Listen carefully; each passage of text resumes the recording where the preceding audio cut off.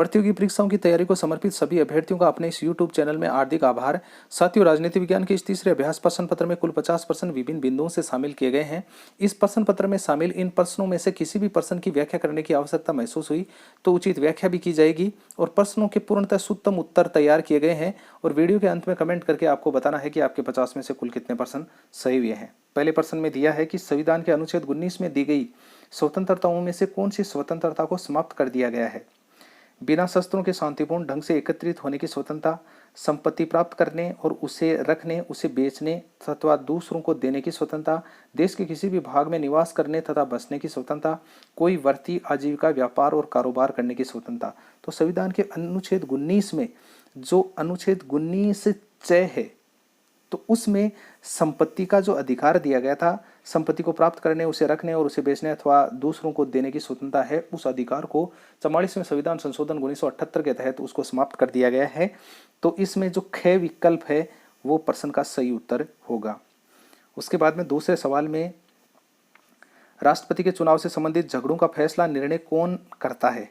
कि राष्ट्रपति का अगर चुनाव हुआ और उसमें किसी प्रकार का कोई विवाद अगर उत्पन्न हो गया है तो इसका निर्णय कौन करेगा। तो इसका निर्णय है ऑप्शन में दिया सर्वोच्च न्यायालय, चुनाव आयोग, संसद, सर्वोच्च तथा उच्च न्यायालय दोनों। तो इसमें जो सर्वोच्च न्यायालय है वो राष्ट्रपति के चुनाव से संबंधित कोई विवाद है तो उसका फैसला है वो करेगा। तो क विकल्प प्रश्न का राइट आंसर। तीसरे नंबर के सवाल में राष्ट्रपति को राज्यसभा में कितने ऐसे व्यक्तियों को मनोनीत करने का अधिकार है जिन्हें कला, साहित्य तथा समाज सेवा इत्यादि के क्षेत्र में विशिष्टता प्राप्त की है। 2, 10, 12, कोई भी नहीं। तो राज्यसभा में राष्ट्रपति के द्वारा जो मनोनीत सदस्य हैं जिन्हें कला, साहित्य और समाज सेवा का ज्ञान होना चाहिए तो ऐसे व्यक्ति हैं 12 टोटल। ग विकल्प प्रश्न का सही उत्तर। चौथे नंबर के सवाल में अक्टूबर 2004 में गठित राष्ट्रीय न्यायिक आयोग को निम्न में से क्या कार्य सौंपा गया है। न्यायाधीशों की नियुक्ति, न्यायाधीशों का स्थानांतरण और न्यायाधीशों को पद से हटाया जाना, उपयुक्त सभी। तो अक्टूबर 2004 में गठित जो राष्ट्रीय न्यायिक आयोग है उसको जो कार्य सौंपा गया था वो ये सभी कार्य हैं कि न्यायाधीशों की नियुक्ति, उनका स्थानांतरण और उनको पद से हटाना, ये सभी कार्य हैं उनको सौंपा गया था। तो घ विकल्प प्रश्न का सही उत्तर होगा। 5 नंबर के सवाल में भारत के महान्यायवादी को कौन से कार्य और कर्तव्य सौंपे गए हैं। राज्य के खर्च तथा लेखे को नियंत्रित करना, केंद्रीय सरकार को कानूनी परामर्श देना, केंद्र तथा राज्यों के बीच झगड़ों को में मध्यस्थता करना और घ ऑप्शन में है कि ख तथा ख दोनों। तो भारत के महान्यायवादी है उसका संविधान के अनुच्छेद 76 के तहत उसकी जो नियुक्ति है वो राष्ट्रपति के द्वारा की जाती है और ये जो महान्यायवादी है इसका जो प्रमुख कर्तव्य है वो है कि केंद्रीय सरकार को कानूनी परामर्श देना। ख विकल्प है वो प्रश्न का सही उत्तर होगा। 6वें नंबर के सवाल में राज्यसभा के उपसभापति को उसके पद से हटाया जा सकता है यदि राज्यसभा उपस्थित तथा मतदान में भाग लेने वाले सदस्यों के 2/3 बहुमत से प्रस्ताव पास कर दे, दोनों सदनों के सदस्य साधारण बहुमत से एक प्रस्ताव पास कर दें, संसद के दोनों सदन 2/3 बहुमत से प्रस्ताव पास कर दें और पद से नहीं हटाया जा सकता। तो राज्यसभा का जो उपसभापति है अगर उसको पद से हटाना हो तो राज्यसभा उपस्थित तथा मतदान में भाग लेने वाले सदस्यों के 2/3 बहुमत से अगर कोई प्रस्ताव पास कर दिया जाता है उसके विरुद्ध, अगर उपसभापति के विरुद्ध ऐसा होता है तो उपसभापति को हटाया जा सकता है। क विकल्प प्रश्न का सही उत्तर। 7 नंबर के सवाल में योजना आयोग का प्रथम सभापति कौन था। जवाहरलाल नेहरू, गुलजारीलाल नंदा, केसी नियोगी और श्रीमन नारायण। तो इसमें योजना आयोग है जिसकी स्थापना 15 मार्च 1950 को हुई थी और इसके पहले सभापति हैं वो भारत के प्रधानमंत्री पंडित जवाहरलाल नेहरू ही थे। क विकल्प हैं वो प्रश्न का सही उत्तर हो जाएगा। 8वें सवाल में दिया है कि किस अनुसूची में भारत के राज्यों और तथा संघीय क्षेत्रों का विस्तार में उल्लेख किया गया है। प्रथम अनुसूची, 7वीं अनुसूची, 8वीं अनुसूची और उपयुक्त में से कोई नहीं। तो भारत के राज्यों तथा उसके संघीय क्षेत्रों के विस्तार का जो उल्लेख है वो प्रथम अनुसूची में किया गया है। क विकल्प प्रश्न का राइट आंसर। आगे 9 नंबर के सवाल में सफलतापूर्वक कार्य करने के लिए पंचायती राज किसके सहयोग पर निर्भर है। राज्य सरकार, केंद्र सरकार, स्थानीय जनता और नौकरशाही। तो सफलतापूर्वक कार्य करने के लिए पंचायती राज है उसको सबसे ज्यादा अगर किसी के सहयोग की जरूरत होती है तो वो स्थानीय जनता की होती है। ग नंबर का विकल्प है वो प्रश्न का सही उत्तर होगा। उसके बाद में 10 नंबर के सवाल में है कि मूल संविधान में अंग्रेजी को संविधान लागू होने की तिथि से 15 वर्ष तक सरकारी भाषा के रूप में प्रयोग की अनुमति थी। उसके उपरांत इसके प्रयोग की अनुमति संविधान में संशोधन द्वारा की गई। संसद के एक अधिनियम द्वारा दी गई, राष्ट्रपति के अध्यादेश द्वारा दी गई और सर्वोच्च न्यायालय के एक निर्णय के अंतर्गत दी गई। तो इसमें मूल संविधान में जो अंग्रेजी है उसको संविधान, भारत का संविधान जो लागू हुआ था 26 जनवरी 1950 को, और उसके ठीक 15 वर्ष बाद तक सन 1965 तक सरकारी भाषा के रूप में अंग्रेजी को मान्यता दी थी। उसके उपरांत इसके प्रयोग की अनुमति है वो संसद के एक अधिनियम के द्वारा दी गई थी। 2 नंबर जो विकल्प है वो प्रश्न का सही उत्तर है, वो माना जाएगा। उसके बाद में वित्त आयोग के सभापति तथा अन्य सदस्यों का कार्यकाल, वेतन भत्ते कौन निश्चित करता है? तो वित्त आयोग है जिसका संविधान के अनुच्छेद 280 में उल्लेख है।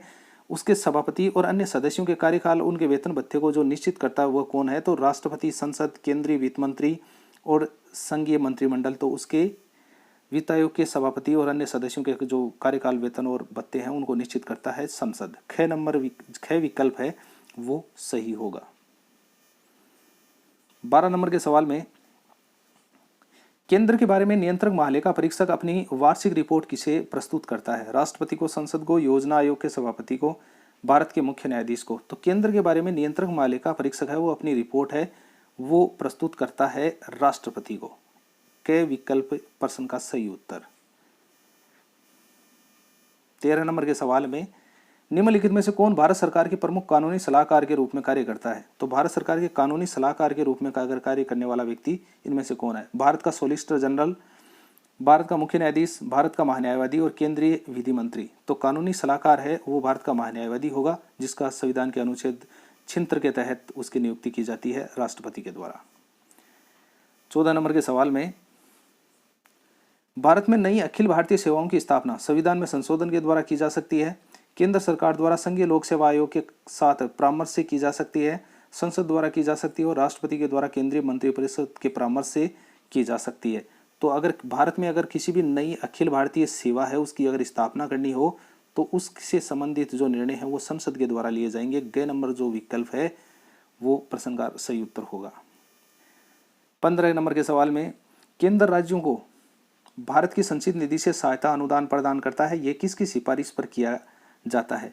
तो केंद्र है वो राज्यों को भारत की संचित निधि से जो राशि प्रदान करता है सहायता के रूप में, वो सिफारिश इनमें से किसकी है? योजना आयोग, केंद्रीय वित्त मंत्री, वित्त आयोग और उपयुक्त में से कोई नहीं। तो वित्त आयोग है जिसका संविधान के अनुच्छेद 280 में उल्लेख है, उसके द्वारा ऐसी सिफारिश है वो की जाती है कि वो है जो केंद्र से कोई भी सहायता है वो राज्यों को प्रदान करता है।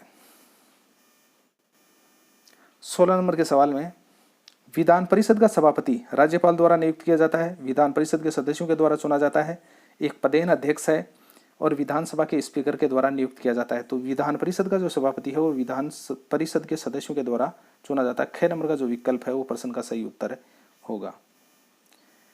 17 नंबर के सवाल में विधानसभा के निर्वाचित सदस्यों की संख्या अधिक से अधिक कितनी हो सकती है? कि विधानसभा है उसके सदस्यों की भारत के संविधान में ऐसा कितने व्यक्तियों का जो उल्लेख किया गया है कि अधिकतम विधानसभा के सदस्यों की संख्या इतनी हो सकती है? 250, 300 और 450, 500। तो इसमें अधिकतम जो संख्या है वो 500 हो सकती है और न्यूनतम संख्या है वो 60 हो सकती है। फिर 18 में दिया है कि मुख्यमंत्री को उसके पद से उसकी अवधि से पूर्व हटाया जा सकता है यदि विधानसभा उसके विरुद्ध अविश्वास प्रस्ताव पास कर दे, राज्य की विधायिका के दोनों सदन उसके विरुद्ध अविश्वास प्रस्ताव पास कर दें, राज्यसभा अथवा विधान परिषद के सदस्य 2/3 बहुमत से उसके विरुद्ध प्रस्ताव पास कर दें और राज्यपाल के विचार में राज्य का संवैधानिक ढांचा टूट गया है। तो मुख्यमंत्री को उसके पद से हटाया जा सकता है। इसमें विकल्प जो सही होंगे वो होंगे, एक जो कूट है, विधानसभा उसके विरुद्ध अगर अविश्वास प्रस्ताव पास कर दे, राज्य विधायिका के दोनों सदन उसके विरुद्ध अविश्वास प्रस्ताव पास कर दें। इसमें जो राइट विकल्प होंगे वो 1 और 4 होंगे। इसमें कि विधानसभा उसके विरुद्ध अविश्वास प्रस्ताव पास कर दे और राज्यपाल के विचार में राज्य का संवैधानिक ढांचा टूट गया है। घ जो विकल्प है 1 और 4 हैं, ये प्रश्न के सही उत्तर माने जाएंगे। 19 में राज्यपाल से संबंधित खतरों पर विचार कीजिए। राज्य का संवैधानिक अध्यक्ष है। राज्यपाल सदैव केंद्र के एक प्रतिनिधि के रूप में कार्य करता है। राज्यपाल राज्य की विधायिका का एक अभिन्न अंग है और राज्यपाल उच्च न्यायालय के न्यायाधीशों की नियुक्ति करता है। तो इसमें राज्यपाल से संबंधित खतरों पर विचार करना है और वो बताना है कि कौन सा सही है। तो इसमें जो कूट एक है कि राज्यपाल राज्य का संवैधानिक अध्यक्ष है, ये सही है। राज्यपाल सदैव एक केंद्र के प्रतिनिधि के रूप में कार्य करता है, ये बात भी सही है। और राज्यपाल राज्य की विधायिका का एक अभिन्न अंग है, ये भी सही है। और राज्यपाल उच्च न्यायालय के न्यायाधीशों की नियुक्ति करता है, ये उच्च न्यायालय के न्यायाधीशों की नियुक्ति करना है, ये राज्यपाल का काम नहीं है, राष्ट्रपति करता है। राज्यपाल है वो अधीनस्थ न्यायालय हैं, उनके न्यायाधीशों की नियुक्ति करने का काम करता है। तो इसमें विकल्प 1, 2 और 3 सही होंगे। जो 1, 2 और 3 विकल्प हैं, इनमें से जो कैक है, घ और घ विकल्प हैं, इनमें से दिया हुआ नहीं है। तो साथियों ये प्रश्न है, ये डिलीट हो जाएगा और आपको ये प्रश्न है, ये आपका सही मानना है। इसमें 20 नंबर के सवाल में सर्वोच्च न्यायालय के बारे में कौन सा कथन सही नहीं है?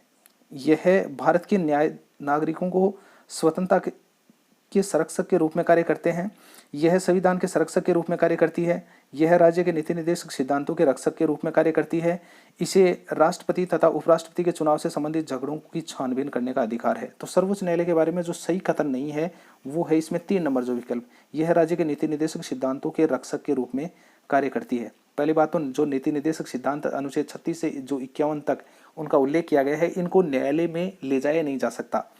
तो इसके लिए जो सर्वोच्च न्यायालय है वो इनके रक्षक के रूप में है, जो कार्य है वो नहीं करती है। तो ग नंबर का जो विकल्प है वो प्रश्न का उत्तर होगा, क्योंकि ये अशुद्ध है। बाकी यानी कि भारत के नागरिकों की स्वतंत्रता से संबंधित है, संविधान के संरक्षक के रूप में है, या राष्ट्रपति और उपराष्ट्रपति के चुनाव से संबंधित जो विवाद हैं उनके बारे में सर्वोच्च न्यायालय है वो अपने डिसीजन लेती है।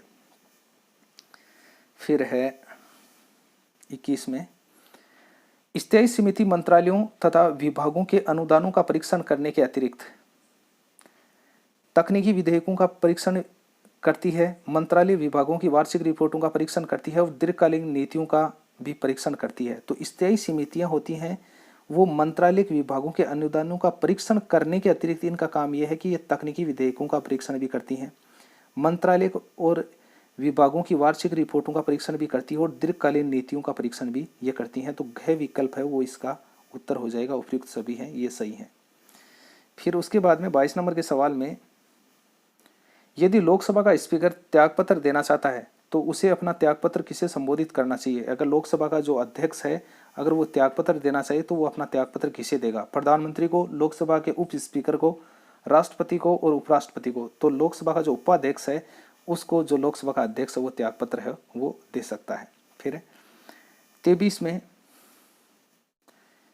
निम्नलिखित कथनों में से कौन सा कथन त्रिशंकु संसद का सही विवरण देता है? त्रिशंकु संसद है वो किसे कहते हैं, इसके बारे में इन विकल्पों में से देखकर बताना है।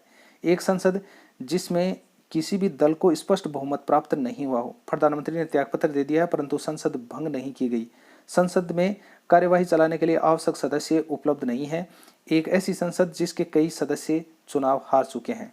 तो इसमें त्रिशंकु संसद है उसके का सही जो विवरण है वो विकल्प नंबर 1 में है कि एक संसद जिसमें किसी भी दल को अगर स्पष्ट बहुमत प्राप्त नहीं होता है तो स्थिति है वो संसद की त्रिशंकु जैसी हो जाती है। तो इसमें क विकल्प है वो प्रश्न का सही उत्तर होगा। 24 में, निम्नलिखित संसदीय समितियों में से कौन सी समिति ये देखती है कि खर्च उचित ढंग और किफायत से किया गया है? लोक लेखा समिति, प्राक्कलन समिति, सार्वजनिक संस्थान समिति, उपयुक्त सभी। तो संसदीय जो समितियां बनी हुई होती हैं उनमें से एक समिति ऐसी है जो ये देखती है कि जो भी खर्च हुआ है, जिस क्षेत्र में खर्च किया जाना था वो उचित ढंग से हुआ है नहीं हुआ है या नहीं, ये काम है लोक लेखा समिति का। क विकल्प है वो इस प्रश्न का सही उत्तर। 25 में, लोक लेखा समिति अपनी रिपोर्ट लोकसभा के स्पीकर को प्रस्तुत करती है, नियंत्रक महालेखा परीक्षक को प्रस्तुत करती है, भारत के राष्ट्रपति को प्रस्तुत करती है, संसदीय मामलों के मंत्री को प्रस्तुत करती है। तो लोक लेखा समिति है वो अपनी जो रिपोर्ट है उसने जुटाई है वो प्रस्तुत करेगी भारत के राष्ट्रपति को। ग विकल्प प्रश्न का सही उत्तर। 26 में, संसद के 2 सत्रों के बीच अधिक से अधिक कितना अंतर होना चाहिए? 3 माह, 4 मास, 6 मास, 9 मास। तो संसद के 2 सत्रों के बीच अधिकतम जो समय है वो हो सकता है 6 मास का। ग विकल्प है वो सही उत्तर।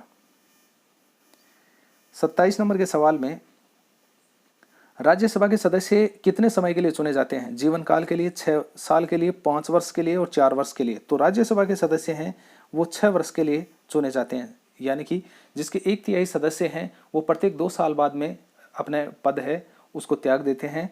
तो इसमें जो राज्यसभा के सदस्य हैं उनकी नियुक्ति है वो जो 6 साल के लिए की जाती है, जबकि लोकसभा के सदस्य हैं उनका कार्यकाल है वो 5 वर्ष का होता है। तो ख विकल्प है वो इस प्रश्न का सही उत्तर होगा। 28 में है कि निम्नलिखित में से कौन सी शक्ति केवल राज्यसभा को प्राप्त है? राष्ट्रपति के विरुद्ध महाभियोग प्रारंभ करने से संबंधित, नई अखिल भारतीय सेवाओं की स्थापना से संबंधित सिफारिश करना, उपराष्ट्रपति को पद से हटाने की शक्ति, उपयुक्त सभी शक्तियां। तो जो राज्यसभा को जो शक्ति प्राप्त है वो है कि नई अखिल भारतीय सेवाएं हैं उनकी स्थापना से संबंधित सिफारिश करने का काम है वो राज्यसभा का है। तो इसमें ख विकल्प है वो प्रश्न का सही उत्तर होगा। 29 में, यदि लोकसभा द्वारा पारित विधेयक में राज्यसभा आंशिक संशोधन करती है, लोकसभा द्वारा पारित वित्तीय विधेयक में राज्यसभा आंशिक संशोधन करती है तो इसका क्या परिणाम होता है? दोनों सदनों के मतभेद को दूर करने के लिए दोनों सदनों की संयुक्त बैठक बुलाई जाती है। लोकसभा राज्यसभा द्वारा किए गए संशोधन की अवहेलना कर आगे की कार्रवाई कर सकती है। विधेयक को समाप्त हो जाता है। लोकसभा को विधेयक राज्यसभा को पुनः विचार हेतु भेजना पड़ता है। तो लोकसभा द्वारा पारित अगर कोई भी वित्त विधेयक है और उसको राज्यसभा अगर संशोधन करना चाहिए तो वो संशोधन है वो कर नहीं सकती। ये डिपेंड करता है लोकसभा पर। लोकसभा है वो वित्त विधेयक को 14 दिन के लिए राज्यसभा में प्रस्तुत करती है और राज्यसभा अगर चाहे तो उसमें अगर किसी प्रकार का अगर परिवर्तन करना चाहिए तो वो लोकसभा की मर्जी पर डिपेंड करती है कि वो उसके द्वारा दिए गए जो प्रस्ताव के बारे में जो सलाह है उसको माने या नहीं माने। तो इसमें 2 नंबर जो विकल्प है वो प्रश्न का राइट आंसर माना जाएगा। ख नंबर का जो विकल्प है वो सही उत्तर। 30 नंबर के सवाल में, यदि लोकसभा का स्पीकर और उप स्पीकर दोनों ही उपलब्ध न हो तो लोकसभा की अध्यक्षता कौन करता है? राष्ट्रपति द्वारा मनोनीत सदस्य, मंत्रिपरिषद द्वारा चुना गया सदस्य, स्पीकर द्वारा घोषित सदस्य सूची का सदस्य और लोकसभा का सबसे वरिष्ठतम सदस्य। तो यदि लोकसभा का अध्यक्ष नहीं है और उप स्पीकर भी नहीं है, जो लोकसभा उपाध्यक्ष है वो भी नहीं है, तो लोकसभा की अध्यक्षता कौन करेगा? तो इसमें लोकसभा की अध्यक्षता करेगा जो स्पीकर है, यानी कि लोकसभा अध्यक्ष है उसके द्वारा घोषित जो सूची है उसका जो सदस्य होगा वो लोकसभा की अध्यक्षता करेगा। 31 में है कि भारत के प्रधानमंत्री की स्थिति ब्रिटेन के प्रधानमंत्री से श्रेष्ठ है क्योंकि उसके पद को संवैधानिक मान्यता प्राप्त है, उसे ब्रिटेन के प्रधानमंत्री की तुलना में पद से हटाना अधिक कठिन है और उसके पद को समाप्त नहीं किया जा सकता। ये संसार के सबसे बड़े लोकतंत्र का नेता है। तो भारत का जो प्रधानमंत्री है उसकी स्थिति ब्रिटेन के प्रधानमंत्री से श्रेष्ठ बताई है क्योंकि उसे ब्रिटेन के प्रधानमंत्री की, इसमें जो राइट विकल्प होगा, इसमें जो वो होगा उसके पद को जो संवैधानिक मान्यता है वो प्राप्त है। यानी कि भारत का जो प्रधानमंत्री है उसका अनुच्छेद 76 और 75 में उल्लेख है कि अनुच्छेद 76 में ये बात दी हुई है कि भारत में एक मंत्रिपरिषद होगी और उस मंत्रिपरिषद का जो मुखिया होगा या उसका जो नेतृत्व करता होगा वो प्रधानमंत्री होगा। तो भारत के जो प्रधानमंत्री है उसकी स्थिति का जो उल्लेख है वो भारत के संविधान में किया गया है और उसको संवैधानिक स्थिति है वो प्रदान की गई है। इसीलिए ब्रिटेन के प्रधानमंत्री से भारत के प्रधानमंत्री की स्थिति है उसको बेहतर बताया गया है। क विकल्प प्रश्न का सही उत्तर। 32 में, लोकसभा के राज्यों को किस आधार पर स्थान प्रदान किए गए हैं? आकार तथा साधनों के आधार पर, जनसंख्या के आधार पर, आकार, साधन तथा जनसंख्या, उपयुक्त में से कोई नहीं। तो लोकसभा में जो राज्यों को आधार प्रदान किया गया है, जो राज्य हैं वो कितने कितने व्यक्तियों को निर्वाचित करके अपने अपने राज्य से भेजेंगे, तो उसका जो आधार तय किया गया है वो है जनसंख्या के आधार पर। जनसंख्या के आधार पर ही लोकसभा में जो सदस्य हैं वो चुनकर जाते हैं। जैसे उत्तर प्रदेश में वहाँ की जनसंख्या अगर ज़्यादा है तो वहाँ के 80 जो लोकसभा सदस्य हैं वो चुनकर जाते हैं। इसी तरह से 2 नंबर पर महाराष्ट्र आता है तो महाराष्ट्र से भी जो सदस्य हैं वो चुनकर जाते हैं। इसी तरह से राजस्थान भारत का सबसे बड़ा क्षेत्रफल के आधार पर राज्य है, लेकिन उसकी जनसंख्या है वो उत्तर प्रदेश से कहीं कम है, तो वहाँ पर जो लोकसभा सदस्य हैं वो 25 ही चुनकर जाएंगे। तो जनसंख्या का जो आधार है वो लोकसभा के सदस्यों का जो उनका निर्वाचन का जो आधार बनाया गया है वो है। तो ख विकल्प है वो प्रश्न का सही उत्तर होगा। 33 में, लोकसभा का स्पीकर अपने निर्णायक मत का प्रयोग केवल वर्तमान सरकार को बचाने के लिए करता है। केवल उस स्थिति में करता है जब पक्ष और विपक्ष में मत समान हो। केवल संवैधानिक संशोधन के लिए करता है, केवल आपातकाल में करता है। तो लोकसभा का स्पीकर, लोकसभा का जो अध्यक्ष है, वो अपने निर्णायक मत का प्रयोग तब करता है कि केवल उस स्थिति में करता है कि जब पक्ष और विपक्ष हैं, दोनों के मत हैं, दोनों के द्वारा किया गया मतदान है, उसकी संख्या है अगर समान आ जाए तो वहां पर अपने निर्णायक मत का प्रयोग है वो लोकसभा अध्यक्ष कर सकता है। तो इसमें ख विकल्प है वो प्रश्न का सही उत्तर होगा। 34 नंबर के सवाल में लोकसभा के स्पीकर की नियुक्ति राष्ट्रपति द्वारा की जाती है, कि नियुक्ति राष्ट्रपति तथा प्रधानमंत्री के परामर्श से की जाती है, कि संसद के दोनों सदन अपनी संयुक्त बैठक में चुनते हैं, को लोकसभा के सदस्य चुनते हैं। तो लोकसभा के जो स्पीकर है, लोकसभा का जो अध्यक्ष है, उसका चुनाव है वो लोकसभा के सदस्य चुनते हैं। इसमें घ विकल्प है वो प्रश्न का सही उत्तर होगा। 35 में लोकसभा द्वारा धन की अग्रिम स्वीकृति किस कार्य के लिए दी जाती है? बजट प्रस्तुत किए जाने और उसे पारित किए जाने के मध्य होने वाले खर्च के लिए, गुप्त सेवाओं पर होने वाले खर्च के लिए, सरकार तथा आकस्मिक आवश्यकताओं पर खर्च हेतु, उपयुक्त में से कोई नहीं। तो लोकसभा द्वारा धन की जो अग्रिम स्वीकृति है, वोट ऑन अकाउंट है, उस कार्य के लिए जो दी जाती है, यानी कि अग्रिम स्वीकृति धन की दी जाएगी, वो किस कार्य के लिए दी जाएगी? तो वो दी जाएगी बजट प्रस्तुत किए जाने तथा उसे पारित किए जाने के मध्य होने वाले खर्च के लिए। जो क विकल्प है वो प्रश्न का सही उत्तर होगा। 36 नंबर के सवाल में है, यदि किसी मंत्री के विरुद्ध अविश्वास प्रस्ताव पारित किया जाता है तो अपना त्यागपत्र देना पड़ता है, समस्त मंत्री परिषद को त्यागपत्र देना पड़ता है, प्रधानमंत्री अन्य मंत्रियों को अपना त्यागपत्र देना पड़ता है, उपयुक्त में से कोई भी नहीं। तो यदि किसी मंत्री के विरुद्ध अगर अविश्वास प्रस्ताव पारित हो जाता है तो उसे अपना त्यागपत्र देना पड़ता है। क विकल्प है वो प्रश्न का सही उत्तर होगा। उपराष्ट्रपति के पद को शोभित करने वाले निम्नलिखित व्यक्तियों द्वारा पद को ग्रहण करने का सही क्रम क्या था? कि इनमें से सही क्रम है वो बताना है कि कौन सा उपराष्ट्रपति है वो पहले बना और कौन सा सबसे अंत में। इसमें विकल्प दे रखे हैं doctor Zakir Hussain, R Venkataraman, BD Jatti और जीएस पाठक, जिनको अलग अलग क्रम से लिखा गया है। आपको साथियों इनमें से देखकर बताना है कि कौन सा क्रम है वो इनमें से सही बैठेगा। तो इसमें जो सही विकल्प है वो बता देता हूँ। इसमें जो सही विकल्प होगा वो 2 नंबर होगा। इसमें डॉक्टर जाकिर हुसैन, जीएस पाठक, बीडी जत्ती और आर वेंकटरमन, यानी कि डॉक्टर जाकिर हुसैन है वो भारत के जो उपराष्ट्रपति रहे थे 1962 से 67 तक, और जो जीएस पाठक हैं वो 1969 से 1976 तक उपराष्ट्रपति के रूप में रहे थे, और बीडी जत्ती हैं वो 1976 से 1979 तक रहे थे, और वेंकटरमन है वो 1984 से 1987 तक रहे थे। तो इसीलिए ये जो क्रम है इनके वर्षों के अनुसार बन रहा है और उसी क्रम के अनुसार ये राष्ट्रपति रहे थे। ख नंबर का जो विकल्प है वो प्रश्न का सही उत्तर होगा। 38 में है कि राष्ट्रपति लोकसभा के 2 सदस्यों को मनोनीत कर सकता है ताकि एंग्लो इंडियनों को प्रतिनिधित्व मिल सके, भारतीय ईसाइयों को प्रतिनिधित्व मिल सके, और बौद्धों को प्रतिनिधित्व मिल सके, और पारसियों को प्रतिनिधित्व मिल सके। तो लोकसभा में 2 सदस्यों को मनोनीत करता है जो राष्ट्रपति, वो इसलिए करता है कि जो एंग्लो इंडियन समुदाय के जो लोग हैं भारत में रहते हैं उनको प्रतिनिधित्व मिल सके। तो इसमें क विकल्प है वो प्रश्न का सही उत्तर होगा। साथियों, अगर आप किसी भी प्रतियोगी परीक्षा की अगर तैयारी कर रहे हैं तो अपने इस चैनल पर अनेक प्रकार के वीडियो हैं वो अपलोड किए गए हैं, आप उनका अवलोकन अवश्य करें ताकि आपकी जो आने वाली प्रतियोगी परीक्षा है उसके लिए आप बेहतर एक प्रश्नों को तैयार कर सकें।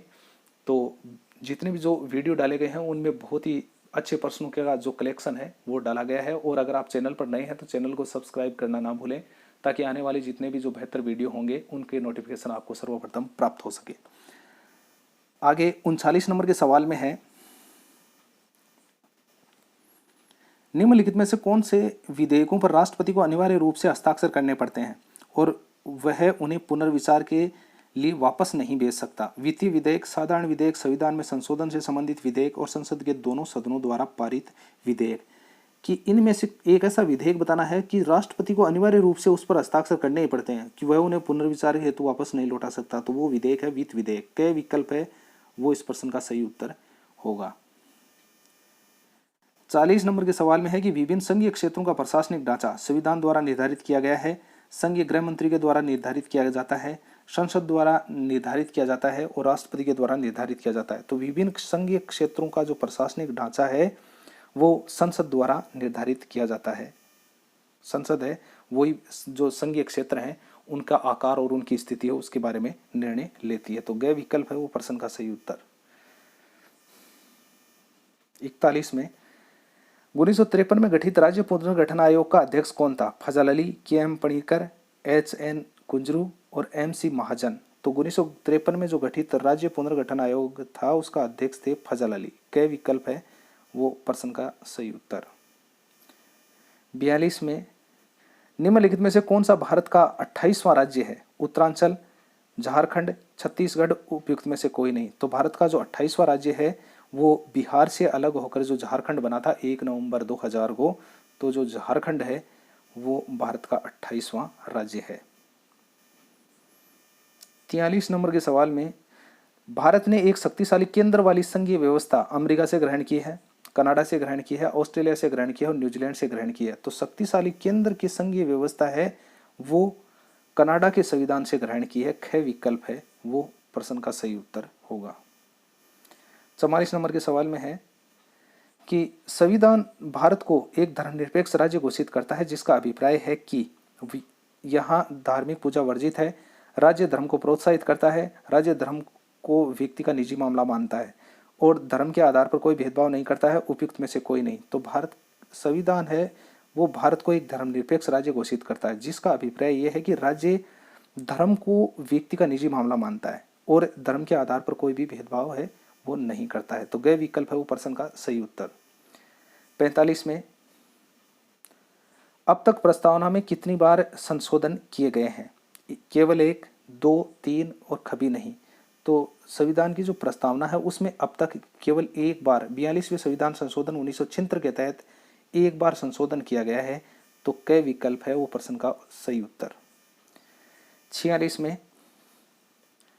संविधान की प्रारूप समिति का सभापति सहित 7 सदस्य थे, 4 सदस्य थे, 9 सदस्य थे और 3 सदस्य थे। तो प्रारूप समिति के अध्यक्ष जो भीमराव अंबेडकर थे उनके सहित अगर जो सदस्यों की संख्या थी तो वो थी कुल 7। तो इसमें के विकल्प है वो प्रश्न का सही उत्तर होगा। 47 में संविधान सभा के सदस्यों को जनता द्वारा प्रत्यक्ष रूप से निर्वाचित किया गया, विभिन्न राजनीतिक दलों के द्वारा मनोनीत किया गया, विभिन्न रियासतों के शासकों के द्वारा मनोनीत किया गया, प्रांतीय विधानसभा द्वारा निर्वाचित किया गया। तो संविधान सभा के जो सदस्य हैं उनको प्रांतीय विधानसभा के द्वारा निर्वाचित किया गया था। घ विकल्प है वो प्रश्न का सही उत्तर होगा। 48 नंबर के सवाल में निम्नलिखित में से कौन सबसे कम समय के लिए राष्ट्रपति पद पर बना रहा? तो इनमें से जो व्यक्ति सबसे कम समय के लिए राष्ट्रपति पद पर रहा उसके बारे में बताना है। Doctor S Radhakrishnan, doctor Zakir Hussain, doctor Shankar Dayal Sharma और के.आर. नारायणन। तो इसमें जो सबसे कम समय के लिए राष्ट्रपति रहे थे वो थे डॉक्टर जाकिर हुसैन। उन्होंने 13 मई 1967 को जो राष्ट्रपति बने थे और 3 मई 1969 को ये अपने कार्यकाल के दौरान ही मृत्यु हो जाने के कारण इन्होंने अपना ये जो पद है इससे पर जो कार्य है वो इनका समाप्त हो गया था। तो ये सिर्फ 2 वर्ष के लिए ही राष्ट्रपति रहे थे। तो ये सबसे कम समय के लिए राष्ट्रपति रहे। तो ख विकल्प है वो इनका इस प्रश्न का सही उत्तर होगा। 49 में है कि किसी भी राज्य का मुख्यमंत्री राष्ट्रपति के चुनाव में भाग नहीं ले सकता यदि वह राज्य की विधान परिषद का सदस्य हो, राज्य में कामचलाऊ सरकार का नेतृत्व कर रहा है, विधानसभा में अपना बहुमत सिद्ध नहीं कर पाता है और स्वयं राष्ट्रपति पद के लिए उम्मीदवार है। तो किसी भी राज्य का मुख्यमंत्री राष्ट्रपति के चुनाव में भाग नहीं ले सकता। अगर वह राज्य की विधान परिषद का सदस्य है तो वह राष्ट्रपति के चुनाव में भाग नहीं लेगा, क्योंकि राष्ट्रपति के चुनाव में जो संसद और राज्यसभा और विधानसभाओं के सदस्य ही भाग लेते हैं, ना कि विधान परिषद के सदस्य। इसलिए इन दिए गए विकल्पों में जो क विकल्प है वो इस प्रश्न का सही उत्तर होगा। अंतिम 50 नंबर के सवाल में भारत के महान्यायवादी के बारे में निम्न कथनों पर विचार करें। उसकी नियुक्ति भारत के राष्ट्रपति के द्वारा की जाती है, उसके पास सर्वोच्च न्यायालय के न्यायाधीश बनने की योग्यताएं होनी चाहिए, वह संसद के दोनों सदनों में से किसी एक का सदस्य होना चाहिए, उसे उसके पद से केवल संसद द्वारा महाभियोग द्वारा हटाया जा सकता है। तो इनमें से जो भारत का जो महान्यायवादी है उसके जो सही कथन है वो कथन है, एक तो ये है कोट नंबर 1, उसकी नियुक्ति भारत के राष्ट्रपति द्वारा की जाती है, ये बात सही है। और उसके पास सर्वोच्च न्यायालय के न्यायाधीश बनने की योग्यताएं हैं, ये भी होनी चाहिए। वह संसद के दोनों सदनों में से एक का सदस्य होना चाहिए, ऐसा नहीं है। वह संसद के दोनों सदनों में से किसी भी सदन का सदस्य नहीं होता है, वो सिर्फ संसद की सदन की जो कार्रवाइयाँ होती हैं उनमें उसको भाग लेने का अधिकार है। चौथा नंबर का विकल्प है कि उसे उसके पद से केवल संसद के द्वारा महाभियोग द्वारा हटाया जा सकता है। महाभियोग की जरूरत ही नहीं है, राष्ट्रपति उनको सीधा डायरेक्ट ही यानी कि हटाया जा सकता है अगर वो अपने पद का सही तरीके से उपयोग अगर नहीं कर रहे हैं और अपने कार्यों को सही तरीके से अंजाम नहीं दे रहे हैं तो राष्ट्रपति के द्वारा उनको हटाया जा सकता है। तो ये 3 और 4 कूट में दी गई बातें हैं, ये सही नहीं है और इसमें विकल्प 1 और 2 है वो सही है। तो कई विकल्प है वो इसका सही उत्तर माना जाएगा। तो साथियों, इस तरह से आपके 50 प्रश्न है ये पूर्ण हो चुके हैं। और अगर आप चैनल पर नए हैं तो चैनल को सब्सक्राइब करना ना भूलें, ताकि आने वाले जितने भी जो वीडियो हैं उनके नोटिफिकेशन आपको प्राप्त हो सकें। और अपने इस चैनल पर अनेक विषयों के वीडियो हैं वो अपलोड किए गए हैं। अगर आप किसी भी प्रतियोगी परीक्षा की तैयारी कर रहे हैं तो अन्य विषयों को भी आप अवलोकन कर सकते हैं, ताकि उनमें काफ़ी बेहतरीन प्रश्नों का कलेक्शन है वो मेरे द्वारा डाला गया है। तो मिलते हैं साथियों एक नए विषय के साथ में और एक नए प्रश्नों के वीडियो के साथ। तब तक के लिए जय हिंद, जय भारत।